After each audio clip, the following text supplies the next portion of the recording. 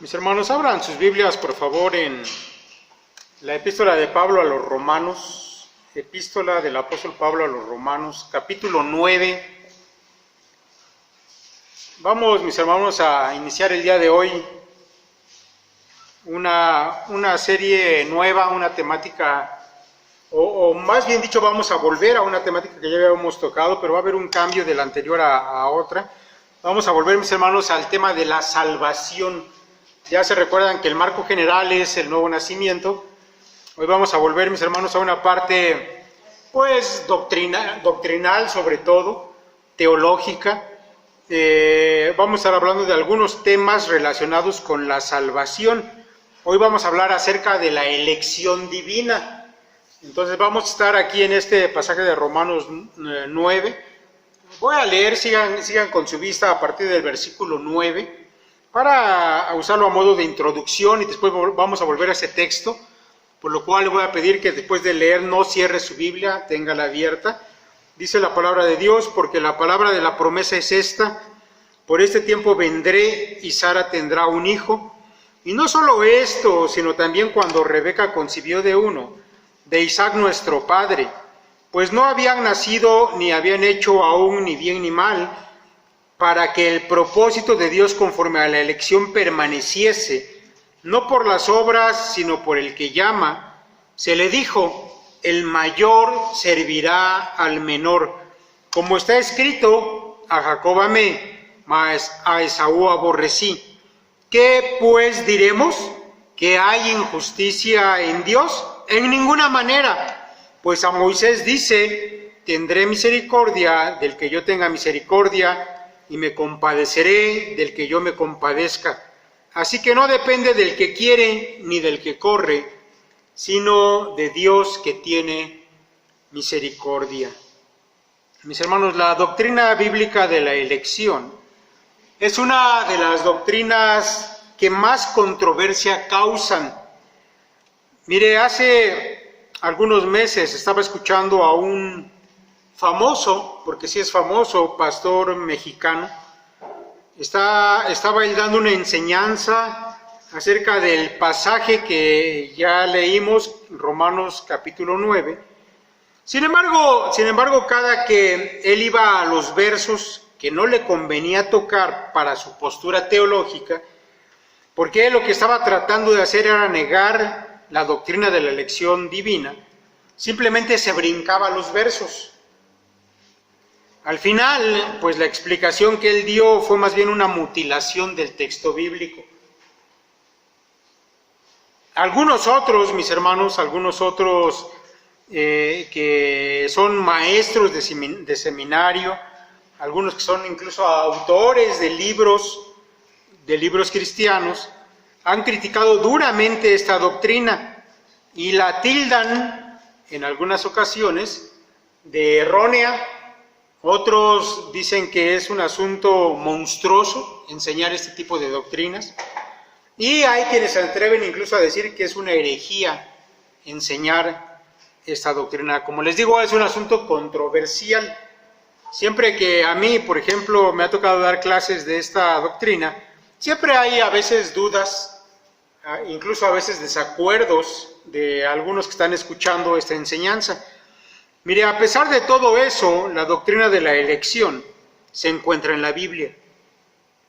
Y mis hermanos, hay que decir que cuando es bien entendida, esa doctrina exalta sobremanera la soberanía de Dios. Esa soberanía que se manifiesta en el orden de la salvación de los hombres. Es importante, mis hermanos, antes de entrar en materia, aclarar que toda teología bíblica y toda doctrina bíblica siempre tiene una aplicación práctica o una consecuencia para nuestra vida diaria como hijos de Dios. Ahora, mis hermanos, nosotros como nacidos de nuevo, es importante que aprendamos a ver la Escritura y todas sus doctrinas de esa manera, pues así fueron escritas, con esa intención de ser en primer lugar prácticas, o que de ellas se desprendan consecuencias prácticas para nosotros. Vamos a ver una doctrina que es sobre todo teológica, Sin embargo, mis hermanos, vamos a ver que también tiene aplicaciones prácticas para nosotros. Vamos pues a explicar brevemente. Yo sé que muchos ya saben de qué se trata, vamos a recordarlo. Si hay alguien que aquí no sepa de qué trata, bueno, lo vamos a decir de manera muy sencilla y muy resumida también por cuestión de tiempo. Mire, déjeme comenzar por algunas definiciones de esta doctrina. Quiero comenzar con cómo la definen algunos teólogos.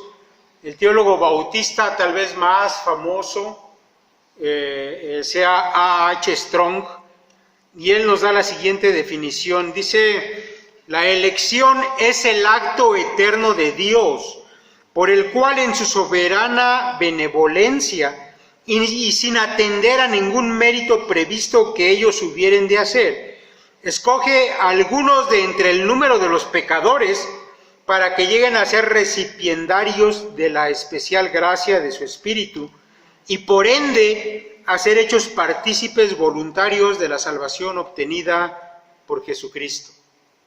Bueno, a lo mejor algunos dirán, ¿qué?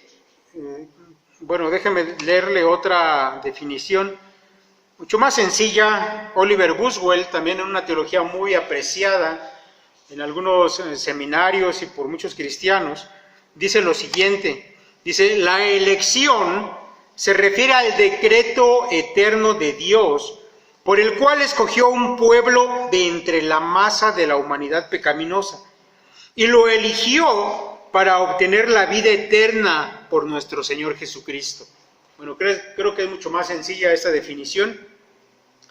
Otro teólogo muy apreciado en la actualidad, y también sobre todo por su sencillez a la hora de explicar, Wayne Grudem, en su teología sistemática, dice lo siguiente. Dice: la elección es un acto de Dios antes de la creación, mediante el cual Él elige a algunas personas para ser salvas, no en base de méritos previsibles de ellos, sino porque ese es su soberano deseo. Mis hermanos, en pocas palabras, la doctrina de elección quiere decir que el Señor, de entre toda la humanidad pecadora, eligió a algunos para salvarlos, y los demás simplemente siguieron su camino de perdición. Y vamos a ver cómo la Biblia, mis hermanos, nos enseña esto y los detalles que conlleva esta doctrina. Hay muchos textos al respecto de eso, sobre todo en el Nuevo Testamento, el Antiguo también, pero vamos a enfocarnos, como ya lo he dicho, por el tiempo que tenemos, sobre todo en el Nuevo Testamento. Déjenme compartir algunos textos que tenemos allí. Efesios 1:3, ya hemos leído hace rato una porción.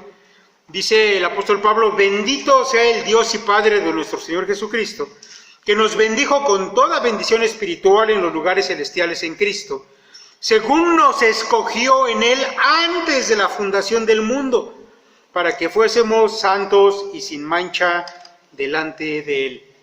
Pablo dice: los cristianos reciben bendiciones en su vida, porque Dios los escogió. ¿Cuándo? Desde antes de la fundación del mundo. Y tuvo un propósito para ellos cuando los eligió, que fueran santos y sin mancha delante de Él. El apóstol Pablo en 2 Tesalonicenses, capítulo 2, dice lo siguiente en el versículo 13: pero nosotros debemos dar siempre gracias a Dios respecto a vosotros, hermanos amados por el Señor, de que Dios os haya escogido desde el principio para salvación, mediante la santificación por el Espíritu y la fe en la verdad. Cuando Pablo se refiere a los creyentes, él reconoce que son escogidos de Dios. ¿Desde cuándo? Desde el principio. Un término bíblico, desde el principio, quiere decir desde antes de la creación. Allá en Romanos 9, ya hemos leído un párrafo, se los repito, dice: pues no habían aún nacido, ni habían hecho aún ni bien ni mal, para que el propósito de Dios conforme a la elección permaneciese, no por las obras, sino por el que llama. Aquí está hablando de dos hombres de los que vamos a hablar a continuación, que fueron elegidos desde antes de nacer, uno para una cosa, otro para otra cosa diferente. Bueno, mis hermanos, hay muchos más textos, solamente como muestra de que la Biblia habla acerca de esta doctrina. Déjeme decirle que la palabra que aparece en estos textos, elección, es la traducción del vocablo griego eklogge, que significa, mis hermanos, simplemente escoger o elegir. Eso es todo, escoger o elegir. Ahora, déjeme decirle que escoger o elegir, bueno, pues es una acción común a todos nosotros, la realizamos continuamente en el día a día. Se me ocurre pensar, por ejemplo, cuando usted vaya al mercado y tiene que comprar jitomates para la comida, y pongo el ejemplo del mercado porque ya sabe que allí están en un montón, y bueno, en muchas ocasiones tiene usted la oportunidad de escoger los jitomates, pues se aprovecha, agarra los que se ven mejor, los que se ven más buenos, y deja el resto. Ahora se me ocurre otro ejemplo, cuando va usted, por ejemplo, a comer a un restaurante y le dan la carta de platillos, bueno, de entre todos los platillos que allí aparecen, usted solamente elige algunos. Ahora, mis hermanos, yo debo decirles, sin embargo, que en estos actos nuestros, pues hay una diferencia con la elección de Dios para salvación. Déjeme explicarle por qué. Porque nosotros, mis hermanos, como ya lo he dicho, en ese montón de jitomates, nosotros descartamos aquellos que se ven un poco magullados, que ya están aplastaditos, y más bien nos llevamos los que nosotros vemos que están mejor. También, mis hermanos, en esa carta en un restaurante, nosotros pedimos lo que creemos que va a ser más grato a nuestro paladar. Estamos viendo la carta, algunas cartas hasta traen la foto del platillo. Bueno, pues elegimos lo que se nos antoja, o tal vez algo que nos conviene para nuestra dieta. Sin embargo, mis hermanos, en el caso de Dios, déjeme decirle esto, el Señor no vio nada bueno en los hombres. Cuando Él escogió a los que iba a salvar, no es porque hubiera visto bondad alguna en ellos. No fue, mis hermanos, porque hubiera méritos que ellos pudieran tener. Tampoco, mis hermanos, fue porque Dios necesitara algo de aquellos hombres.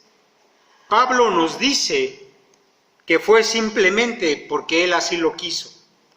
Porque, escuche esta expresión y yo sé que se oye fuerte, pero así es, porque así se le dio la gana hacerlo. Simplemente. Dice el apóstol Pablo, escúchelo, ¿por qué digo yo esto? Dice, según nos escogió en Él antes de la fundación del mundo, para que fuésemos santos y sin mancha delante de Él, en amor habiéndonos predestinado para ser adoptados hijos suyos por medio de Jesucristo, según el puro afecto de su voluntad. Según el puro afecto de su voluntad. Esta frase, mis hermanos, en una traducción, la Nueva Traducción Viviente dice de esta manera: eso es precisamente lo que Él quería hacer, eso es precisamente lo que Él quería hacer y le dio gran gusto hacerlo. ¿Qué significa eso? Se le dio la gana hacerlo y así lo hizo.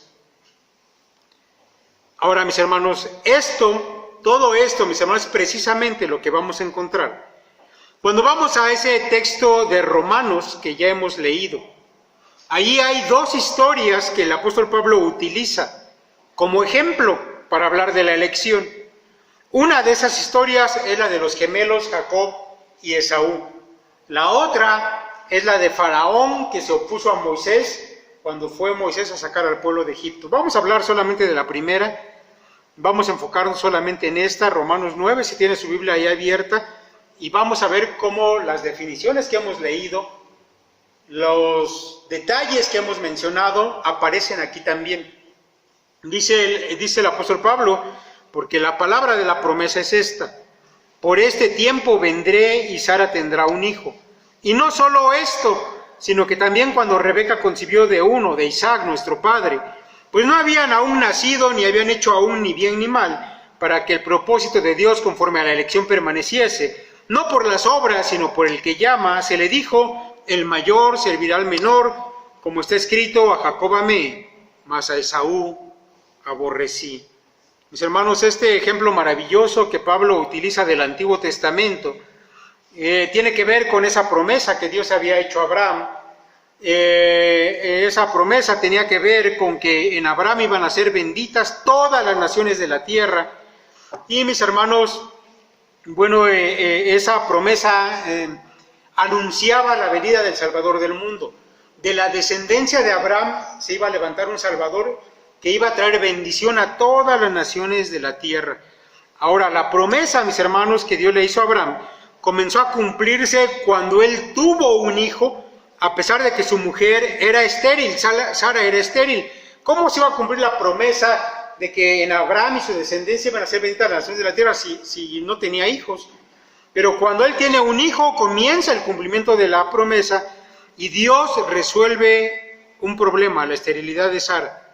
Ahora, mis hermanos, hasta aquí el asunto, bueno, ya está bien, va bien, pero resulta que cuando el hijo de Abraham y Sara, Isaac, llega a ser mayor y se casa con Rebeca, bueno, pues Rebeca, mis hermanos, también resulta que es estéril. Dios resuelve la esterilidad de Rebeca, pero hay otro asunto, que cuando ella se embaraza tiene gemelos. Y aquí Pablo aprovecha para mostrarnos que Dios es soberano. Y de esos dos gemelos va a elegir a uno, para que por medio de ese uno siga la línea por la cual iba a venir el Mesías. Y el otro va a ser dejado a un lado. Mis hermanos, lo importante de este ejemplo que elige Pablo, es que nos muestra que Dios es soberano, y Él elige a quien Él quiere. Pues, mis hermanos, aún antes de que estos dos pequeños nacieran, aún estaban en el vientre de su madre y aún no habían hecho ni cosas buenas ni cosas malas, pero Dios determinó que iba a ser el menor el que recibiría esa línea de la promesa hecha a Abraham, y por medio de ese niño y no de su hermano, él iba a continuar la línea de la que vendría el Mesías. Ahora, cuando Pablo, mis hermanos, cita esas palabras que son dichas por Dios, donde dice: a Jacob amé, mas a Esaú aborrecí, y que para nuestra manera de entender las cosas, la verdad, parecen un poco fuertes. Pablo simplemente nos está diciendo, mis hermanos, que el menor, Jacob, fue elegido por Dios, en tanto que el mayor, Esaú, fue dejado a un lado en este asunto de la promesa. Ahora, Pablo está utilizando este ejemplo para hablar de algo mayor, para hablar acerca de la salvación, para decirnos que para la salvación, de la misma manera que Dios eligió para la promesa, también para la salvación Él elige a unos y a otros los deja simplemente de lado. Ahora, esto, mis hermanos, a muchos, cuando lo escuchan, pues simplemente les provoca, pues no sé, cierto malestar, ciertas dudas. Hay quienes les parece que eso es injusto, porque el Señor, dicen algunos, pudiendo elegir a todos, eligió solamente a algunos y a los otros no. Bueno, el apóstol Pablo, anticipándose a eso, allí en el versículo 14 lo puede ver, dice: ¿qué pues diremos? ¿Que hay injusticia en Dios? En ninguna manera. Pues a Moisés dice: tendré misericordia del que yo tenga misericordia, y me compadeceré del que yo me compadezca. Así que no depende del que quiere, ni del que corre, sino de Dios que tiene misericordia. Mis hermanos, esto quiere decir que nadie tiene méritos delante de Dios. La elección no depende del hombre en absoluto, y esto yo quiero que usted lo entienda perfectamente. Que Dios haya elegido a unos no depende de algo que los hombres merecieran, y no depende de algo que ellos hicieran para ganarse la elección. Esto, mis hermanos, más bien es un acto divino donde el hombre no juega para nada. La Escritura, mis hermanos, nos enseña que todos los hombres son pecadores. Así que si estábamos pensando que Dios debería haber elegido a unos o a todos, déjeme decirle que Él no tenía la obligación de elegir a nadie, porque todos los hombres son pecadores y nadie lo merece. Y mis hermanos, el hombre por sí mismo no desea a Dios, no lo busca, ni tampoco puede. En alguna ocasión, Una persona que tenía yo en la clase decía, bueno, pero es que si existiera un hombre que dijera, yo sí quiero conocer a Dios, yo quiero acercarme a Dios, pero Dios no lo eligió, ¿esa persona simplemente va a ser desechada? Bueno, déjame decirle que esa persona no existe, porque el hombre por sí mismo no desea acercarse a Dios, no lo busca. Y esta es una enseñanza bíblica, mis hermanos, que es verdad. El apóstol Pablo dice, como está escrito, no hay justo ni aun uno. No hay quien entienda, no hay quien busque a Dios. Todos se desviaron, a una se hicieron inútiles. No hay quien haga lo bueno, no hay ni siquiera una. Romanos 3. Así que, mis hermanos, en el hombre nada bueno hay, nada que lo pudiera hacer merecedor de la salvación. De manera que cuando Dios elige a algunos es por pura gracia, pero no porque alguno se lo hubiera ganado. Por eso no hay injusticia en la elección de Dios. Injusto sería que algunos, habiéndose ganado por sus buenas obras, su buen comportamiento, que Dios los eligiera, Dios eligiera a otros y a ellos les decía, eso sería injusto. Pero eso, mis hermanos, no existe, no ocurre. Bien, mis hermanos, ahora debo decirles que aquí voy a dejar la explicación de esta doctrina. Está en la Biblia, en muchos textos, consiste en esto, esos son sus detalles. Quiero enfocarme, mis hermanos, en un asunto práctico. Tal vez te estés preguntando, ¿y cómo es que esto tiene una practicidad en mi vida? Bueno, yo he elegido algunas aplicaciones prácticas, solamente 4. Seguramente hay muchas más, las tocaremos en las reflexiones semanales. Ahorita solamente quiero mencionar estas y quiero que te las lleves para reflexionar. Número uno, mis hermanos. Mira, hay muchos cristianos, si no es que todos, que han experimentado ataques del diablo. En el sentido, mis hermanos, de que pueden o que han perdido su salvación. Pueden perder la salvación o que ya la han perdido. Y mis hermanos, me ha tocado atender casos como estos, donde algunos, por haber caído en un pecado, a veces pecados graves, tienen esa sensación de que yo no soy hijo de Dios, de que ya perdí mi salvación. O, mis hermanos, también sucede con algunos que recién se han arrepentido, y uno les dice, bueno, si ya te arrepentiste de tus pecados, Dios ya te perdonó, pero ellos siguen todavía sintiendo que Dios no los ha podido perdonar, que todavía están en una enemistad con Dios, a pesar de que la Escritura dice que si tú vienes, confiesas tus pecados, Dios te perdona.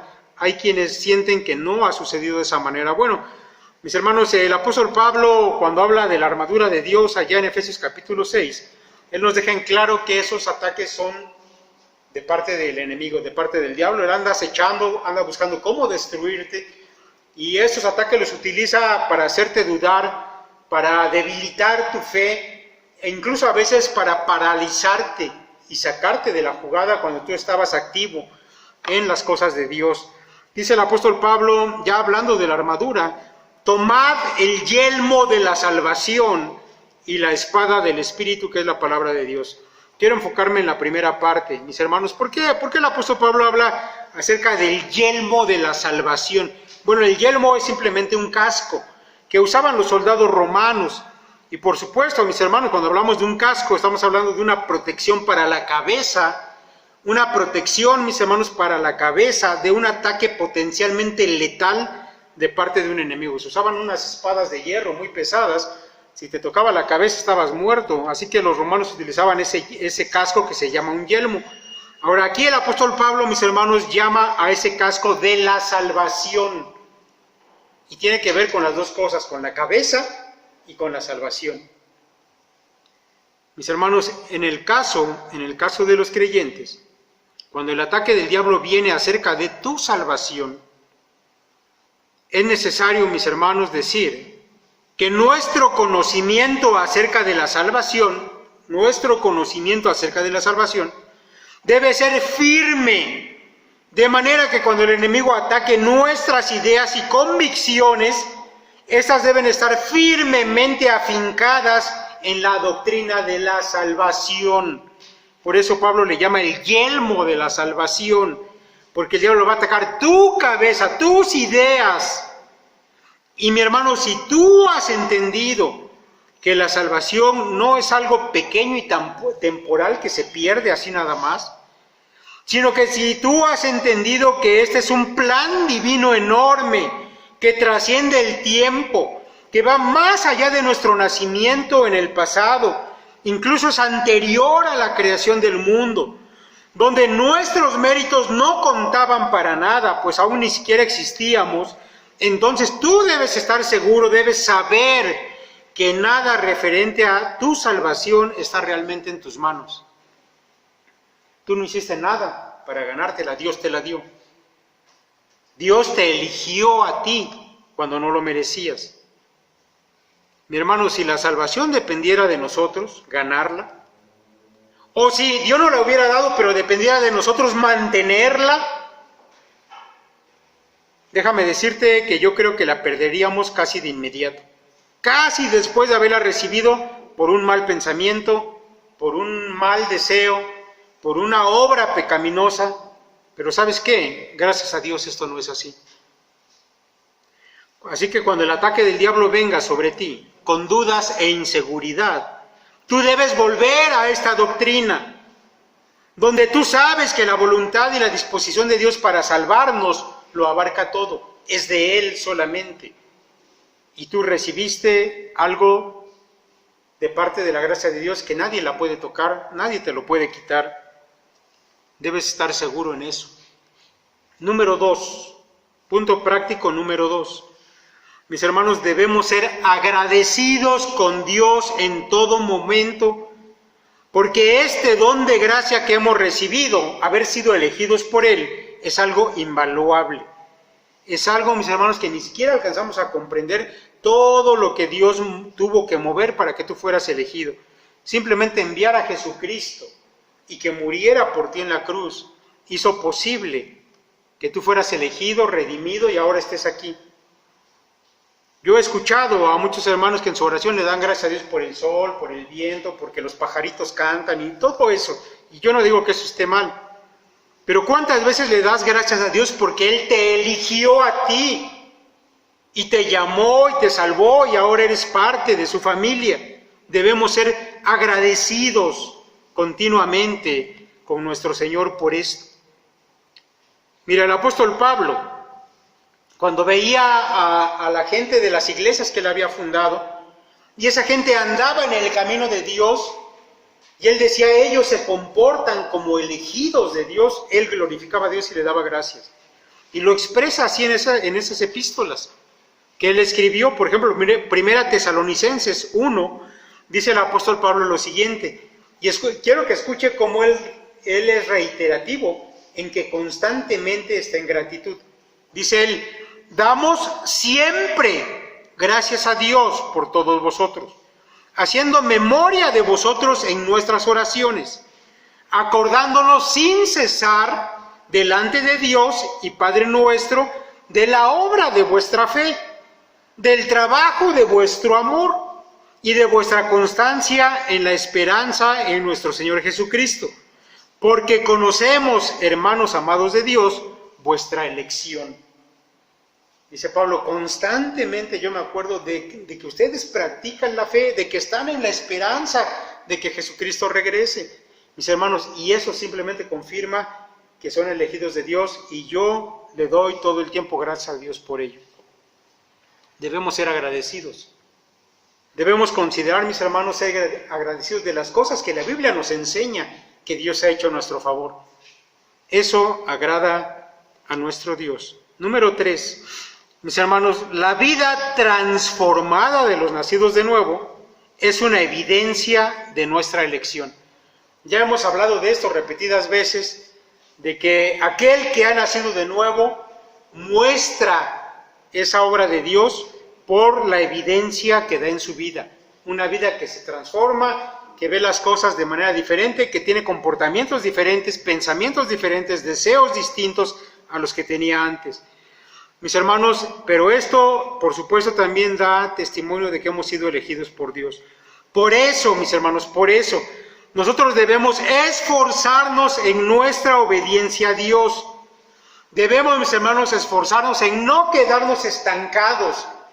Hay muchos cristianos que dicen, yo ya nací de nuevo y bueno, sí he cambiado algunas cosas, pero pasan los años y siguen igual. No hay ningún crecimiento. No se esfuerzan en que esos frutos espirituales sigan creciendo y siendo evidentes en su vida. Mis hermanos, nosotros sabemos que todas esas cosas provienen porque Dios nos ha capacitado para ello, nos ha dado un deseo de seguir, mis hermanos, creciendo, de seguir obedeciendo, y nosotros simplemente tenemos que esforzarnos en mostrar eso. Ahora, yo quiero que usted escuche cómo la Biblia expresa esto y cómo lo relaciona con la elección. Segunda de Pedro 1, los versículos 5 en adelante, pero se lo voy a leer de la Nueva Traducción Viviente, que es muy, muy entendible. Mire, dice el apóstol Pedro, en vista de todo esto, esfuércense al máximo por responder a las promesas de Dios, complementando su fe con una abundante provisión de excelencia moral.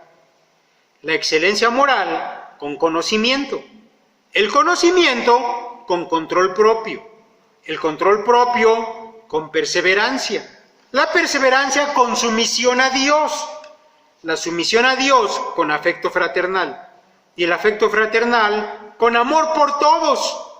Cuanto más crezcan de esta manera, más productivos y útiles serán en el conocimiento de nuestro Señor Jesucristo. Pero los que aún no llegan a desarrollarse de esta forma son cortos de vista o ciegos y olvidan que fueron limpiados de sus pecados pasados. Así que, amados hermanos, esfuércense por comprobar si realmente forman parte de los que Dios ha llamado y elegido. Hagan estas cosas y nunca caerán. ¿Eres elegido? Esfuérzate en seguir avanzando en tu vida espiritual, en seguir creciendo, en seguir siendo obediente al Señor. Si tú así vives, si tú así ves que vas creciendo, mi hermano, esa es una evidencia de que eres elegido de Dios. Si no es así, tal vez deberías replantearte si tu condición es la de elegido o no. Bueno, número 4, mis hermanos, y con eso terminamos. Debemos ser humildes.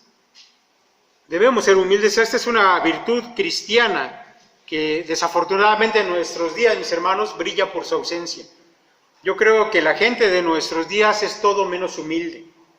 Mire, el capítulo 9 de Romanos, mis hermanos, que ya hemos considerado, entre otras cosas, cuando Pablo lo escribió, tenía el propósito, mis hermanos, de contrarrestar la creencia de que los gentiles ahora ocupaban el lugar de Israel. Porque los capítulos 9, 10 y 11 hablan de que Dios ha puesto aparte a Israel por un tiempo y en su lugar había llamado a los gentiles para que entraran a la salvación. Y este capítulo 9, del que hemos estado hablando, comienza, mis hermanos, a explicarnos un poco de esto. Y, mis hermanos, esa idea de que el pueblo judío había sido rechazado se prestaba tal vez para que los gentiles dijeran, ahora nosotros somos los importantes.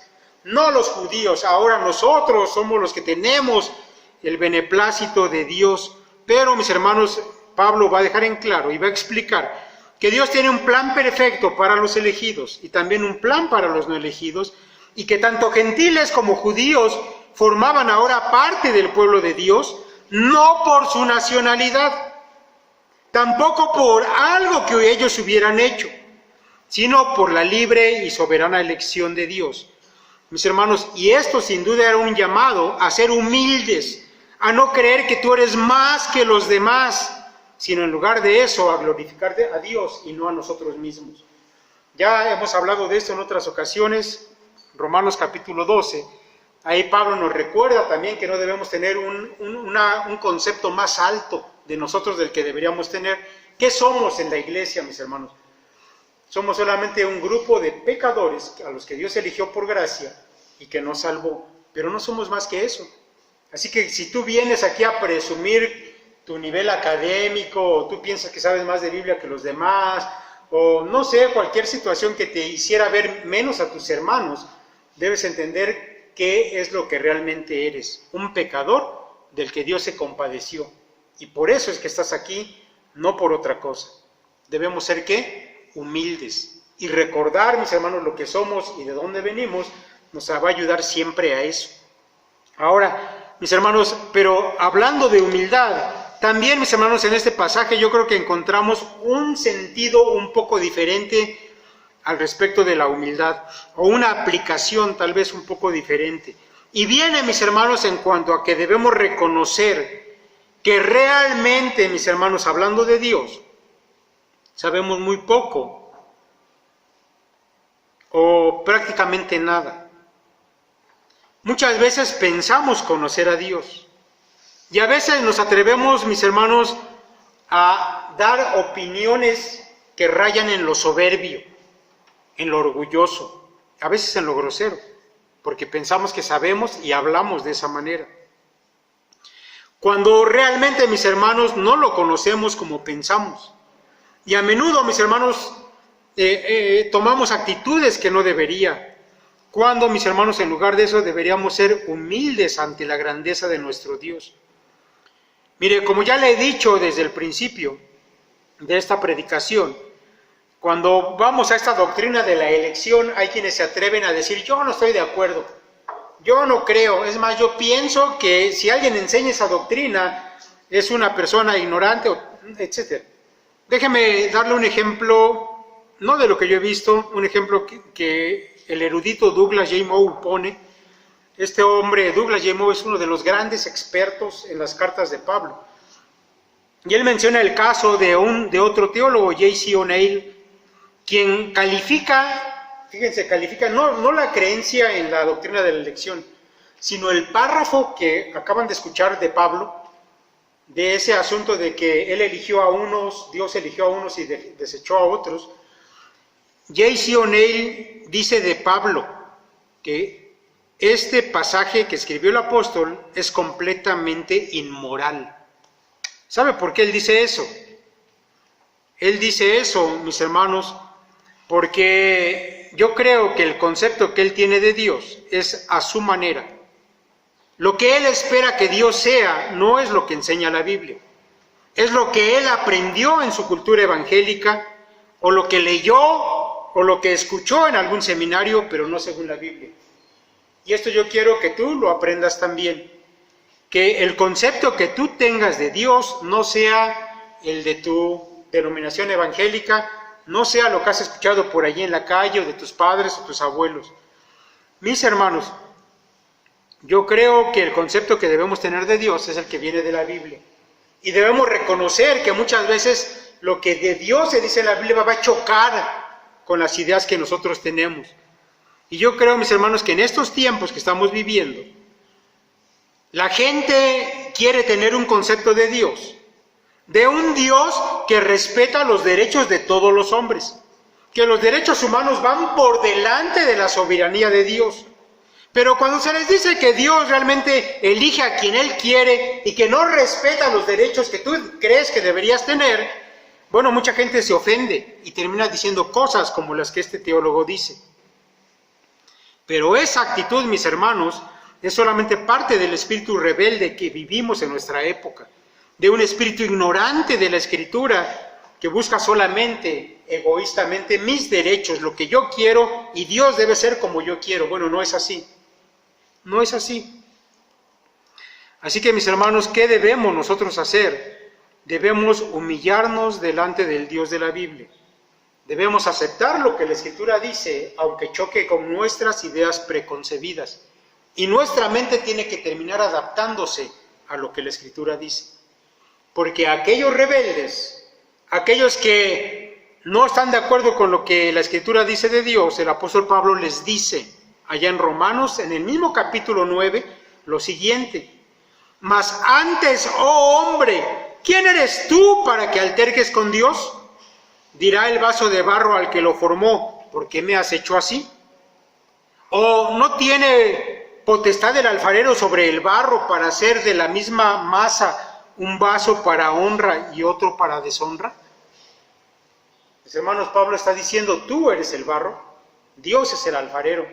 ¿Crees que tú le vas a protestar por algo? ¿Crees que tú puedes reclamarle a Dios de algo? No puedes hacerlo. Así que cierra la boca y acepta lo que la Escritura dice de Dios.